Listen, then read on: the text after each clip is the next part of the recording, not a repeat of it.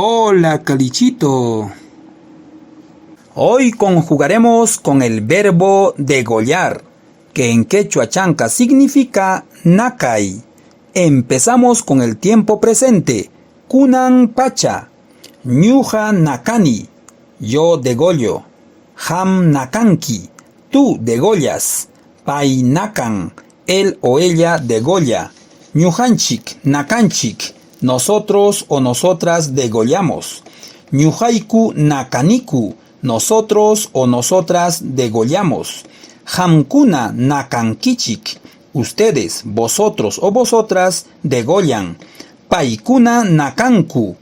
Ellos o ellas degollan. Ahora con el tiempo pasado. Jainapacha. Ñuja nakarjani. Yo degollé. Ham nakarjanki. Tú degollaste. Pai nakarja. Él o ella degolló. Ñujanchik nakarjanchik. Nosotros o nosotras degollamos. Ñujaiku nakarjaniku. Nosotros o nosotras degollamos. Hamkuna nakarjankichik. Ustedes, vosotros o vosotras degollaron.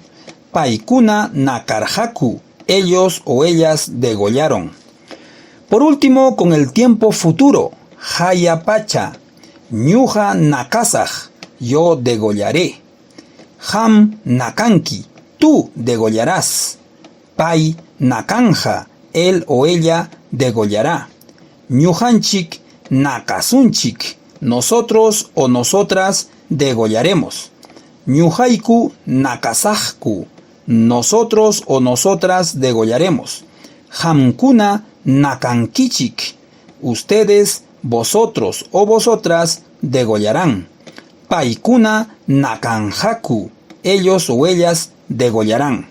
Para finalizar, un ejemplo. Ham wallpata nakanki. Tú degollas a la gallina. No te copio, solo practico. Chao.